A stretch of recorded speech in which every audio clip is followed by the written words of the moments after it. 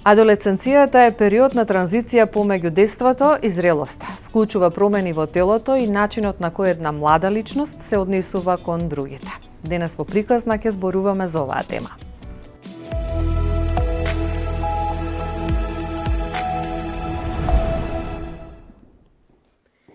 Мајчинството е сериозен животен предизвик. Се чини дека Зорица Црношија одлично се снаоѓа во најодговорната животна улога. Мајка е на Бела и мате.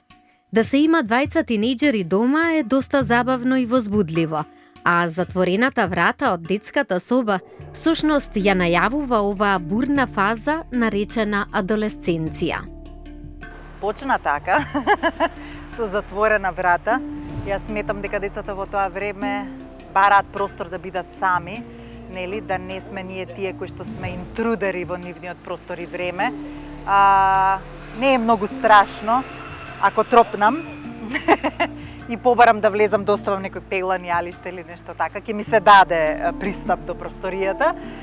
Меѓутоа, генерално, да, децата се поизолирани, позатворени и сметам дека е во ред да си осознаат што сакаат да прават во сопственото време и да не сум јас таа која што нешто аранжира или која што нешто, да кажам, спроведува. Би сакала да бидат самостални и би сакала да бидат автентични и да си остварат, односно прво да имаат време и простор за да, нели, да се осмислат себе си, да читаат, да истражуваат, така, да бидат сами со себе малку. Позната е поврзаноста помеѓу татко и ќерка, но и мајка и син, тоа е посебна врска. Се интересиравме дали е тоа така и кај нив или пак истиот пол значи поголема блискост. Децата се многу врзани за нас двајцата. Генерално ние сме едно семејство како црева. Меѓутоа морам да признам дека сепак со мене се малку поврзани во однос на сервисирање, во однос на сето она што им треба во текот на денот, во однос на сите нивни потреби и секирации. Дебатите се со мојот сопруг. Дебатите, истражувањата, размислувањата, тешките дилеми се со него. Јас сум тука менаџер за, како да кажам, за набавки. Адолесценцијата е транзиција од дете кон возрастна личност. За животот со двајца тинејџери Зорица ќе ни објасни. Јас морам да признам дека сум, да речеме, среќна во тој поглед, во смисла дека имам, без разлика што двајцата се тинејџери, имам стабилни деца, многу разумни, многу рационални. За нивни години многу артикулирани и многу свесни. Деца растени, да кажам, во хармонична средина, не се деструктивни, не се деца што многу изискуваат во смисла да бараат нешто што е надвор од нашите можности и надвор од рационалното. Син ми има 16,5 години, ќерка ми има 12,5 години. Двајцата се со многу голема емпатија кон нас, во смисла како родители кои што се доста ангажирани, имаат чувство дека треба да помагаат дома, да се ангажираат, да пазаруваат, да фрлат ѓубре, да измијат садови, да си ги наместат креветите. Се презадоволна сум во однос на тоа што го очекував, затоа што јас се спремив со тешка артилерија дека ќе имам тинејџери и кој знае што ќе ми се случи. Вака сум стварно задоволна, навистина задоволна од тоа колку се разбираме за годините што ги имаат, затоа што да, тоа се веќе деца, се смееме со една другарка, деца во години, нели, не се деца на 3 или на 4 годишна возраст, меѓутоа пак се со многу зелени мозоци. И во таа смисла сум задоволна како се разбирам со нив, колку ги разбираат нештата и светот што ме обкружува. Уживам во тоа да ги гледам и да го гледам, да го наблюдувам процесот како тие растат. Ме фасцинираат нивните размисли, нивните согледувања, како тие го перцепираат светот околу нив, што осознаваат, што ми пренесуваат како искуства. Не е лесно, ама е забавно. Понекогаш има предизвици со кои се справуваат како родители, па дури и конфликтни ситуации. Имам, како да кажам, можеби недоразбирање во поглед на тоа колку тие нешто сметаат за приоритет, колку уважуваат некои работи, колку памтат, колку се организирани и колку некои нешта ги сваќаат сериозно, како обврски, како таймлайн, односно како дедлайн за некои работи што треба да се извршат, како тежина на домашни задачи. И така, во тој поглед може би имаме поголеми недоразбирање и дебати дека нешто треба да се испорача на време, некој одреден квалитет треба да се даде, не може работите да се замачкаат и туку така само да ги претрчаме, нели, како обврска или како одговорност. Во тој поглед, иначе се доста разумни деца, морам да признам. Син ми не е дете кое што го крева гласот. Керка ми исто не е, меѓутоа знае да ми се наљути. Без разлика дали сум виновна или не. Она така смета во тој момент, е нервозна и така. Знае да се раздразни брзо. Јас сум потрпелива од сопругот е поимпулсивен.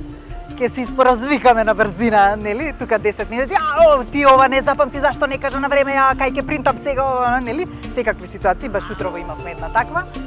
И тоа брзо се смирува и после свикаме, те сакам и јас те сакам. Во овој период мора да се разговара за емоциите кои треба да ги препознаат и со нив да управуваат самите тинејџери. Син ми е доста затворен и не сака да дискутира на таа тема во поглед на емоции кон други потенцијални партнери. Меѓутоа разговараме за емоции кои што ни предизвикале одредени ситуации, одредени места и одредени доживувања што сме ги имале заедно или посебно. И често разговараме за тоа како ние го гледаме светот, што не обкружува, што мислиме за работите. И гледам дека се доста приземни деца, обкружени со луд свет. Не викам ја дека моите деца се исклучок. Сакам да кажам дека се деца кои што растат во лудо време, а се прилично нормални. Додека трае пубертетот, родителите се чувствуваат запоставено. Имаат впечаток како на децата да не им е битен нивниот став, туку најважни се другарите. Го имам секојдневно тој впечаток, меѓутоа мене не ме терети тоа во смисла, да, син ми пред некој ден изјави: мамо, ти ништо не знаеш. И јас сум свесна дека во неговите очи ништо не знам, во ред. Ќе се смени тоа мислење за некое време. Јасно ми е дека децата растат и дека јас како родител не сум најрелевантниот фактор за градење на нивното мислење и не сум референтната вредност за нив во моментов. И ми е кејф заради тоа, затоа што секако дека за човек да осознае нешто и да порасне и да стане свесен, треба да има мислења и разноликост со кое што е обкружен, за да осознае што е правилно. Како јас сум убедена дека јас сум вистинската и правата личност која што ќе каже што е релевантно на овој свет и што е вистинско и што е важно, како јас со која сигурност можам тоа да го кажам за да му го пренесам на моето дете. Во таа смисла сакам да има обкружување од кое што ќе учи, деца со кои што ќе се мери и со самиот себе, нели? Меѓутоа сметам дека е во ред да е така. Сметам дека е во ред јас да сум на страна, неговите другари нека се приоритет. И другарки секако. Родителите сакаат да го знаат друштвото на своите адолесценти. Да, сакам да знам со кои деца е, каде е излезен, до колку саат, со кого е обкружен, дали има батерија на мобилниот, кога ќе се враќа. Не сме обкружени, не сме во средина, без разлика каде живееме. Светот е изместен денес и ми е важно дали е безбеден, прво и најважно, после како се чувства и дали може да се врати дома. И дали можем јас нешто во тој момент да помогнам. Да, точно сакам да знам со кого е, каде е. Често се случува момчињата и девојчињата во периодот на адолесценција да поминуваат часови пред огледало, грижејќи се за својот изглед. Особено за да бидат прифатени од групата со која најмногу се идентификуваат. Сите треба да разбереме дека тинејџерите можат да доживеат кризи. Кризата на идентитетот се чини најзначајна карактеристика за периодот на адолесценција. Еве што носи истражувањето кое што го направивме.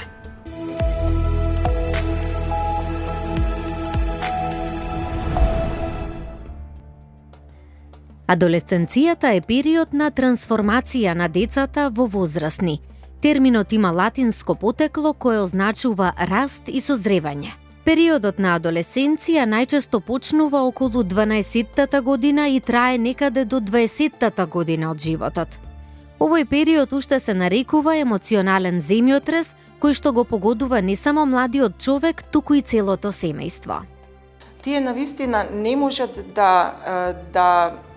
да си ги препознаат своите емоции, особено во периодот на адолесценција. Зошто?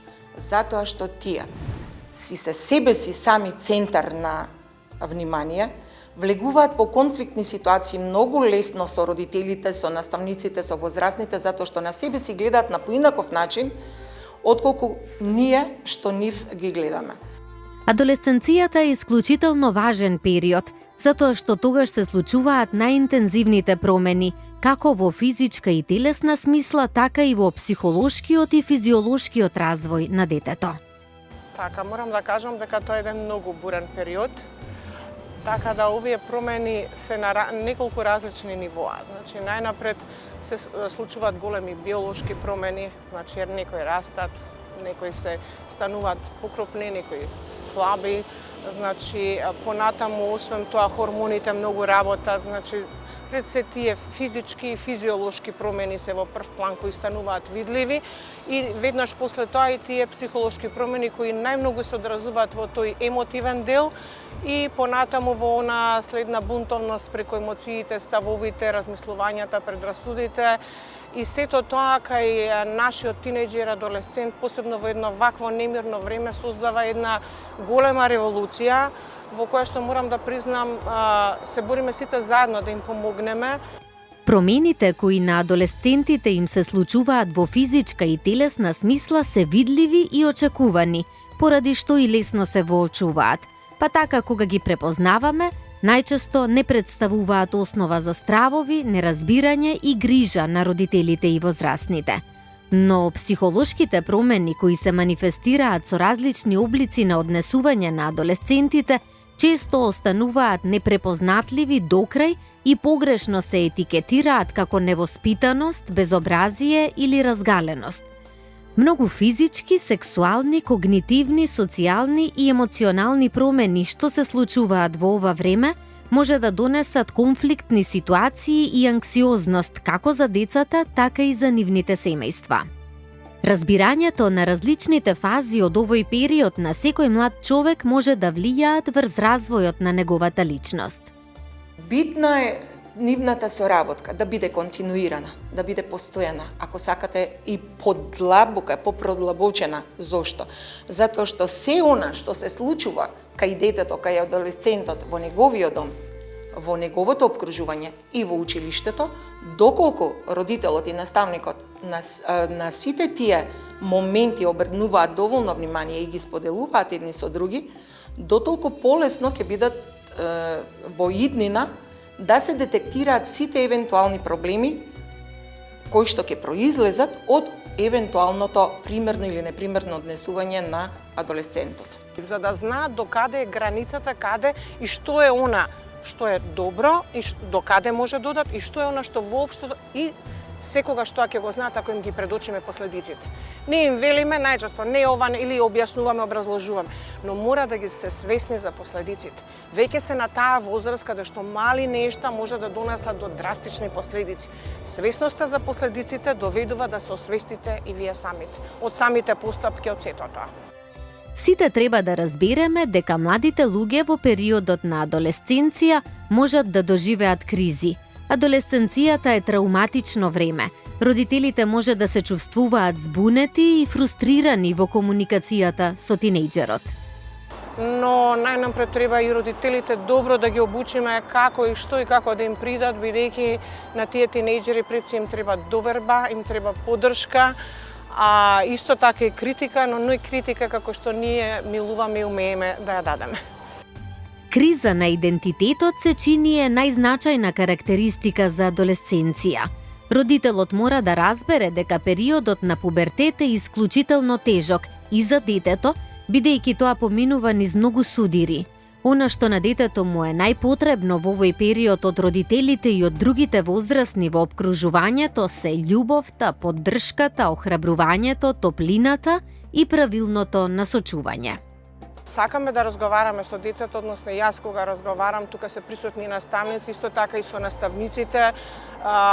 Сега пост-ковидот веќе планираме и од следната учебна година и од ова и со родителите поактивни едукативни предавања сме ги имале како стручни служби, токму на оваа тема и на оној премин од дете кон момче, па кон повозрастни млади луѓе, веќе во средна школа одат кон возрастни, како преку тоа што ги освестуваме за ова се што им се случува. Значи, тие се честопати збунети, честопати се наоѓаат со, како да ви кажам, со реченица, ајде ќе помине и ние сме биле така. Значи, за еден тинејџер тука ова што ќе излезе страшно. Значи, 3 сантиметри што е панталоната не можам да влезам е страшно. Значи, таа слика за себе, кога вие ќе ја изместите, тогаш е многу тешко и напорно сето тоа да се врати назад, бидејќи сликата со себе носи многу работи сликата за себе. И самодоверба, и депресивност, и тага, и нерасположеност. Станувате пресензитивни на било што од околината што ќе дојде, што буквално нема врска со вашата состојба внатрешна, но станувате или пресензитивни, или станувате преагресивни. Значи, тука е тој медиум каде што ние треба да ги полека да ги носиме децата, но не можат само училиштата или сите психолози и педагози, сите ние заедно. Мора заедно како општество и родителите максимално да си дадеме поддршка едни на други. Ние не сме спротивставени страни, ние сме тука сите заедно. И само така може да успееме за нашите деца да им помогнеме и правилно прво да се разберат себе си што им се случува во овој период. Улогата на родителите треба да остане поддржувачка за детето, па дури и кога се случува ризично однесување на тинејџерите. Единствен е патот, а тоа е заеднички сите да соработуваме околу целата таа мисија и визија, да направиме ментално здрава личност. А што тоа подразбира? Тоа подразбира дека наставници, возрастните сите, наставниците и родителите секогаш мора да се во постојана и отворена комуникација. Кога ќе има проблем, да не се префрла топката од едните кон другите, туку заеднички да се седне на маса, да се разговара во длабочина, ако треба, околу проблематиката, да се најде соодветно решение и да може врз основа на тоа решение потоа да се превземат одредени начини со кои што ние би го усмериле тинејџерот единствено во таа некоја си позитивна патека. Тука мора да бидеме и во едно друго, нели, нешто заеднички, да сме со заеднички став. Имено, знаеме дека сме во време на технологијата и дека таа е неминовна. Меѓутоа, мораме да бидеме личен пример возрастните на децата дека само балансираното користење на технологија и тоа во насока на едукација може да биде придобивка на нашиот млад човек. Затоа што тенка е границата меѓу позитивното користење, балансирано користење на интернетот, на мобилните и на севкупно на технологијата и на станувањето зависен од неа, односно на нејзината злоупотреба. Во овој период од исклучителна важност е доследно и континуирано да се влијае врз потенцијално ризичното однесување на детето, и тоа пред се со засилена едукација во насока на превенирање на однесувања што би можеле да имаат штетни последици. Со психата на тинејџерот се случуваат најразлични промени, односно тие емоции често пати, бидејќи ова е една голема револуција во самиот организам и во самата структура, таа развојна структура, како што кажале и многу познати психолози и Ериксон, значи тука ние мора да бидеме многу внимателни кон децата и да ги почитуваме тие нивни промени, односно самата психа ми се случува на моменти едноставно да им дојде од сите тие бурни емотивни реакции, бидејќи не можат да ги контролираат. Самиот пубертет како период е почеток на адолесценцијата и со самото влегување во пубертетот бурни промени се однесуваат и на психолошки план и на физичкиот изглед кај децата. Децата стануваат несигурни во себе, немаат доволна самодоверба, а сето тоа може да биде негативно подхрането од обкружувањето или од социјалната средина со која што дечињата имаат интеракција. Многу е битно да сите ние возрастните и наставниците, учителите и родителите обрнеме многу големо внимание околу социјалното обкружување на нашите деца. Од големо значење е кај детето да се развива вештината за преземање одговорност за сопствените избори, но и одлуки. Ова е периодот кога се ставаат можеби границите до таа 18-та година каде што ние треба да им помогнеме емоциите да си ги контролираат, чувствата, импулсивноста, бидејќи тие често мене ми кажуваат психолого не знам зашто ми се плаче. Па дојде плаче, не е некоја посебна причина или другарчето го погледнало од косто и кој знае што како го доживува сето тоа. Но не е тоа нешто што тоа другарче намерно сакало да го погледне или да му каже или се нашегувало. Сето тоа е одраз токму на овој период во кој што се мешаат емоциите, каде што ние треба да ги поставиме, да кажам, во еден подобар колосек со самата поддршка на децата и со правилно насочување и со големо внимание кон нив. И да направат некоја грешка, нели, што ние ја сметаме како грешка и најверојатно ќе биде грешка бидејќи сите така учиме, но сепак морам да нагласам дека учиме и многу по модел. Значи на нашите тинејџери им требаат на вистински модели врз кои ќе се осврнат, за жал тука ќе го спомнам починатиот Тоше Проевски, кој за нив беше на вистина еден модел, на еден хуман човек, на еден човек со правилни вредности, на една млада личност која што можеше да понесе. На вистина ние треба да им дадеме на децата многу добри модели за да можеме сето она што го зборуваме, сето она што го правиме со нив да го подкрепиме. Колку и да се изразени и неприфатливи промените на однесување кај тинејџерот за возрастните, тие во ниту еден момент не би требало да заборават на фактот дека длабоко зад отворениот револт на детето секогаш се крие неговата постојана потреба родителот да му биде заштита и потпора.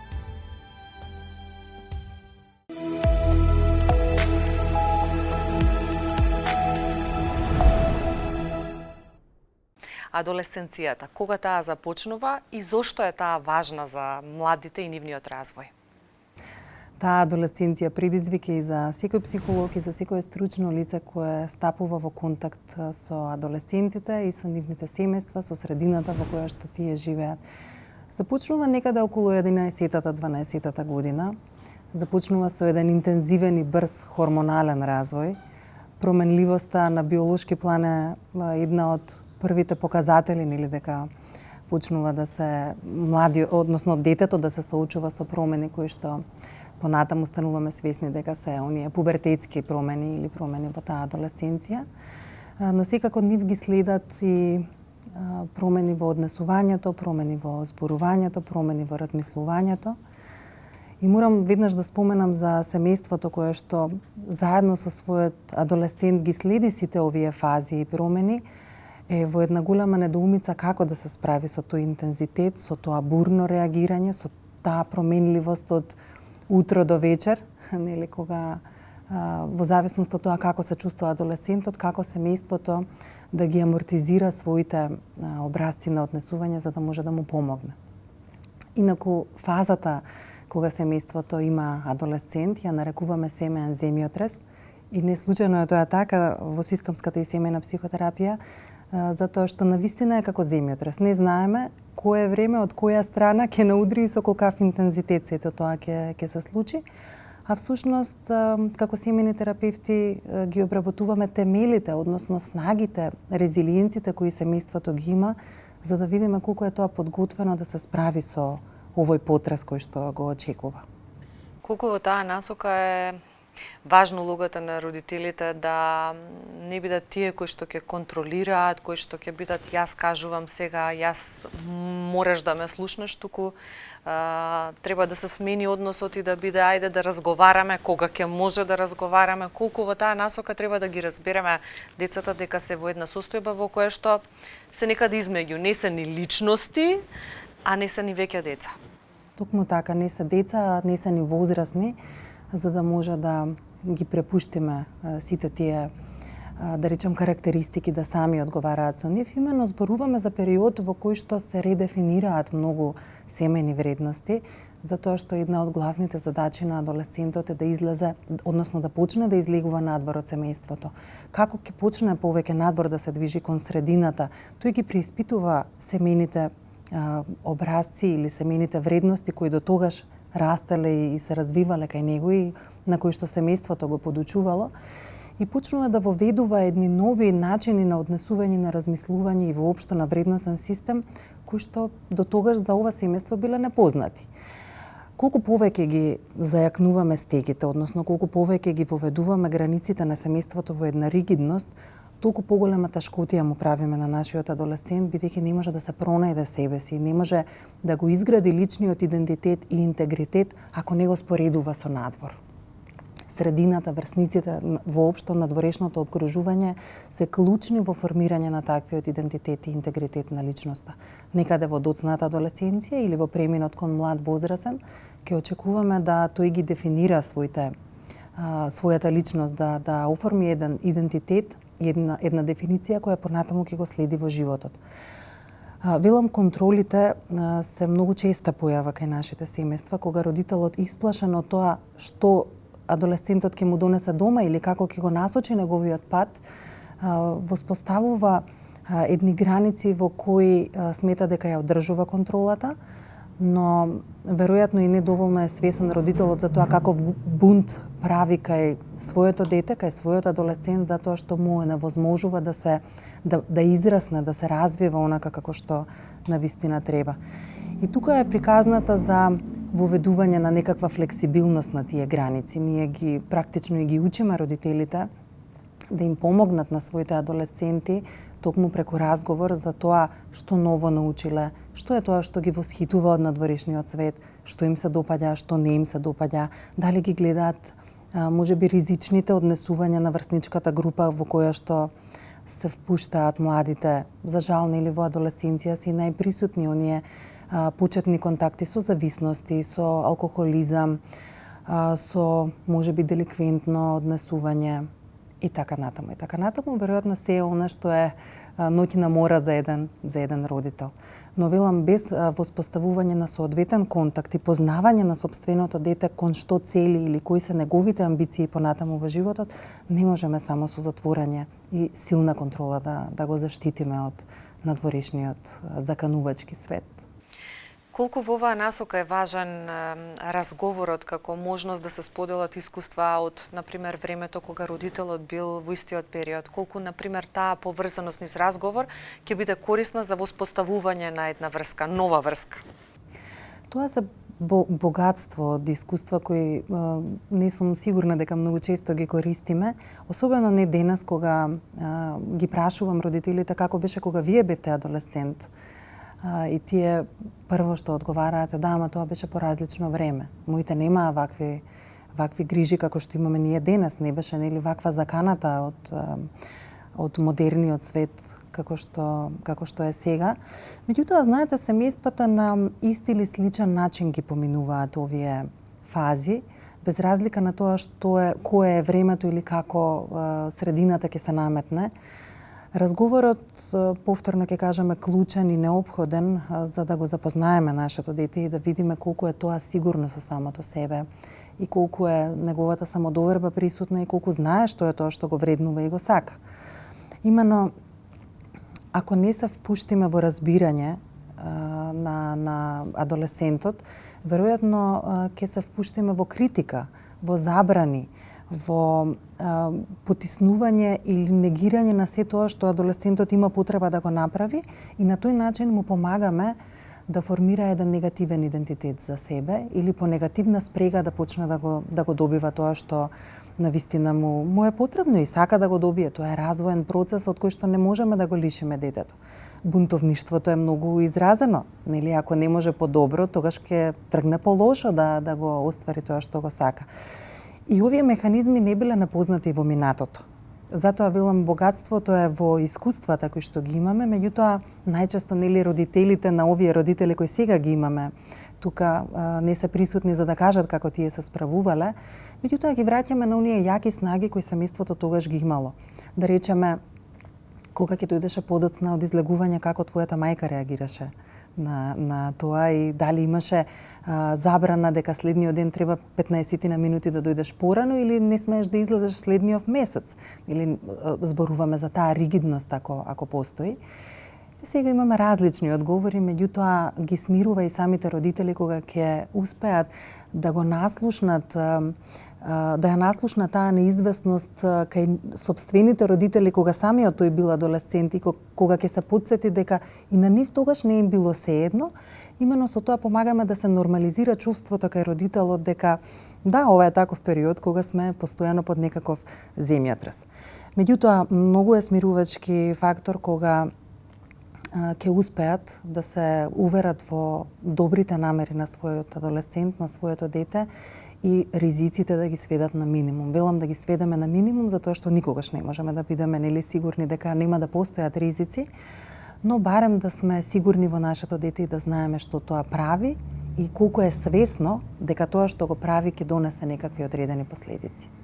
Ги споменавте зависностите, верувам дека тие се посебен предизвик за родителите, исто како што се предизвик за адолесцентите. За адолесцентите можеби како ново искуство, за родителите како страв дека можеби ќе станат иднина. Како да се постапува во тој случај, а да не биде контрола, туку да биде правилно насочување? Исклучително тешка тема и важна тема, особено за тоа што денес психоактивните супстанци се многу достапни за младите. Особено марихуаната, не знам, останатите клупски дроги или психоактивни супстанции кои што ги користат, што е една сфера, би рекла и непозната, меѓутоа и многу застрашувачка за родителите. Секој дете што ќе проба некаква психоактивна супстанца нема да стане зависник, ќе стане зависно на дете кое што живее во потешкоти во рамки на своето семејство, кое што е несигурно во себе, има ниска самодоверба или има таков тип на проблеми или конфликти со себе и со семејството или со околината од кој што ќе мора да избега на некаков начин. И именно бегањето е во некој свет на дрогите. Тоа што младите го гледаат кај другите се краткорочните ефекти на дрогата, односно какво е доживувањето непосредно по земање на супстанцата. Претежно се тоа восхитувачки и убави доживувања, додека возрастните, родителите, ги гледаат долготрајните ефекти на дрогата, а тоа е нереализирање на едни можности кај еден млад човек, пропаѓање на семени вредности, пропаѓање на потенцијалот кај младиот човек да успее. И она што е исклучиво тешко е да им се помогне на младите луѓе да ги видат овие долгорочни ефекти, но исто така и кај родителите да видат зошто нивното дете има потреба од некаков тип на супстанца. Другата е семеен проблем, не е индивидуален проблем и ако работиме со зависности, тогаш целото семејство е потребно да се вклучи, за да може да даде поддршка во процесот на рехабилитација, потоа и на ресоциализација, се со цел да го разбере човекот и да ги разбере неговите внатрешни содржини, неговите внатрешни конфликти со кои што се соочува. Имено, знаете како, кога се соочуваме со голем број на проблеми, кога сме во недоумица, кога сме неприфатени, кога сме отуѓени или осамени, младите и ќе се повлечат во еден таков период.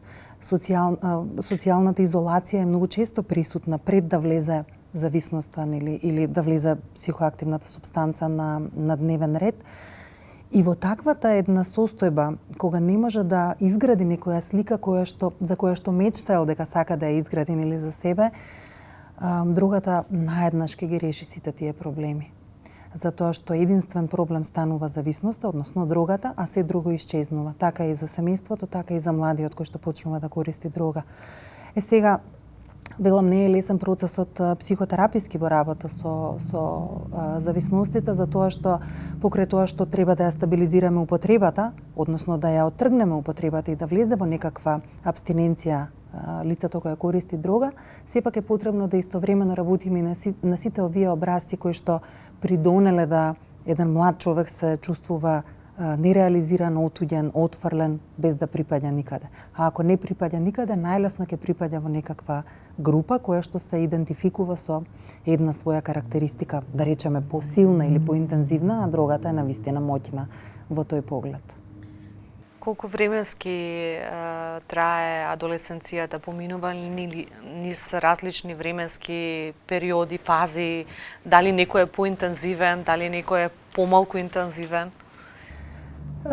Зависи, нели, зависи како е, зависи кај момчињата, кај девојчињата, зависи кој ќе почне побрзо да се озрева на некаков начин, меѓутоа да речеме некаде 18-тата година, 19-тата или влегувањето во тој циклус на млад возрасен, веќе велиме дека е стабилизирање на се она бурно што се одвивало кај младиот човек. Тука се би рекла периодот на запишување преместување од основно училиште и запишување во средно училиште, кога очекувањата се големи од самиот себе, па кога доаѓаат до разочарување или на реализирање можеби на своите замисли, на своите идеализации за тоа како сакам јас да изгледам со мојата врсничка група. И би рекла дека тоа се, нели, како ќе почнат на почеток промените да се доживуваат, тогаш е малку велам, тука е најтешко да се воспостави таа амортизација, а понатаму веќе и самите родители, а и адолесцентот се воведуваме во приказната дека стабилни сме кога се менуваме. Имено, знам дека утре денот ќе донесе нешто ново, но токму тоа е и стабилноста, да не биде се исто, дека променливоста станува прифатлива токму во таа смисла. И се разбира, ако има некаква потешкотија во овој процес, а често се случуваат нереализирање на развојните задачи, доколку има некоја потешкотија, тоа навистина знае да стане еден период кога интензивно се вклучени и родителите и адолесцентот. Можам да кажам дека е тоа некаде при крај на адолесценција, па тука се среќаваме со различни појави, да речеме за девојчињата, зборувам за оние потешки појави. Кај девојчињата е присутна анорексија, неприфаќање на тоа кој сум, што сум, каков сакам да бидам, потоа бурно реагирање на некои семејни наследства во смисла на образци, модели на однесување, неприфаќање на идентификување, лично идентификување со тоа од кое семејство излегувам и какво семејство сакам јас да формирам, па бунт, нели, околу сето тоа. И така натаму ред други симптоми кои што може да се појават, тие знаат сериозно да го закочат процесот и да не, без разлика велам во кој период од целиот тој процес на адолесценција ќе се случат, знаат да не застанат малку подолго на таа фаза.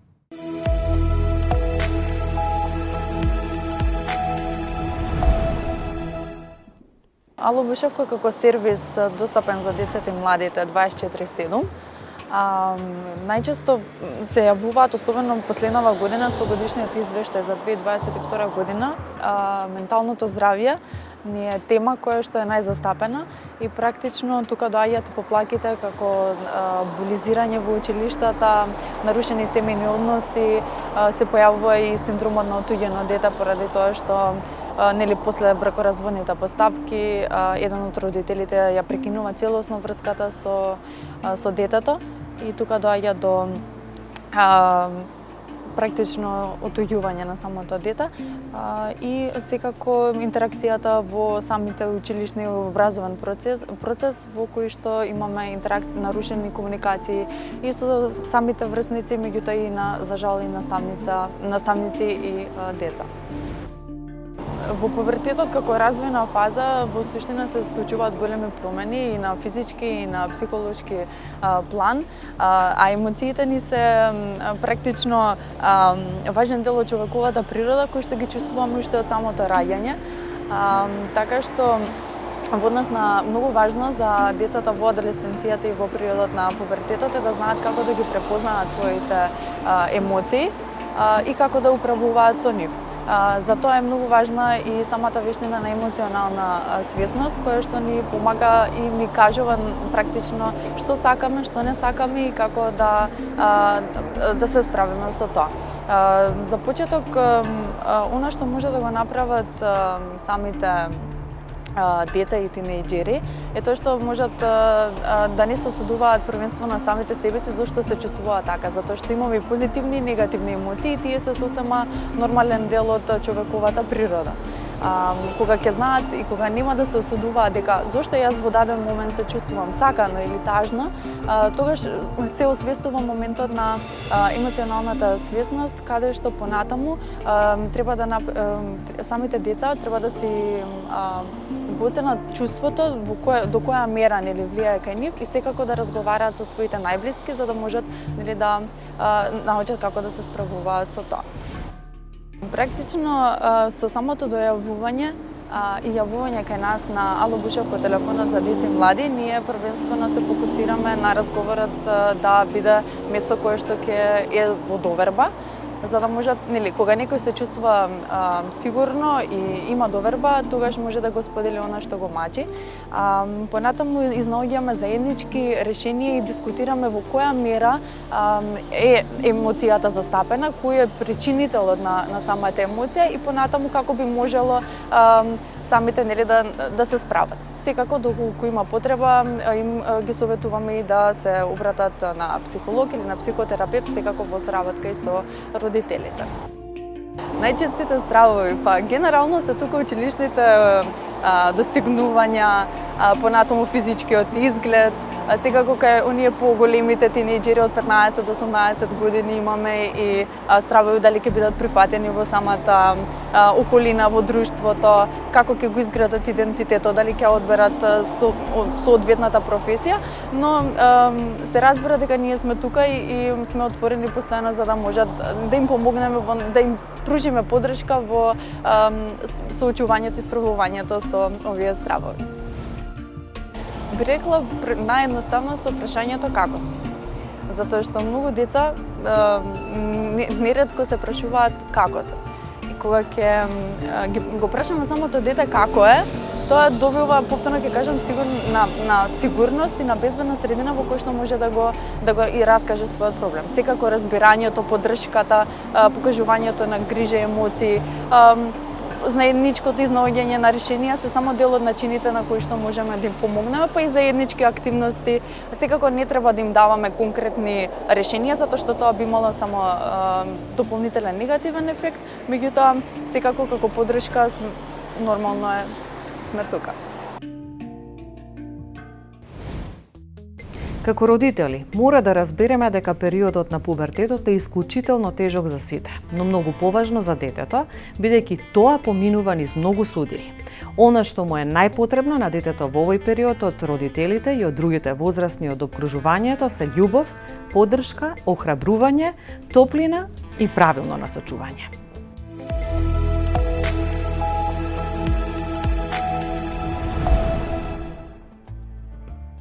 Многу автори развојниот период на адолесценција го делат на 3 развојни фази, и тоа рана адолесценција од 11-тата до 15-тата година, средна адолесценција од 16-тата до 19-тата година и доцна адолесценција од 20-тата до 26-тата година. Врската помеѓу родителите и наставниците не само во адолесцентниот период, туку во текот на целокупниот воспитно-образовен процес низ кој што нашите деца, млади, младинци поминуваат е премногу битна и значајна, особено во адолесцентниот период, кој што во последниве години со последните истражувања чија што граница е намалена, започнува веќе од 10-тата година. Што тоа значи? Тоа значи дека веќе се сретнуваме со тој почеток на адолесценцијата кај дечињата веќе со завршувањето на 3-то оделение и почетокот на 4-то оделение. Периодот на рана адолесценција се одликува со бурно биолошко созревање, како именување на телесната слика на младиот човек. Во оваа фаза започнува половото созревање како на психички, така и на физички план, односно покрај телесни и хормонални промени се јавува интензивно и изразено хетерополово интересирање, како и почеток на градење на сексуално однесување. Во периодот на средната адолесценција, адолесцентите се во потрага по возрастни, а кои не се нивните родители. Овој период се карактеризира со потребата на одвоеност од родителите.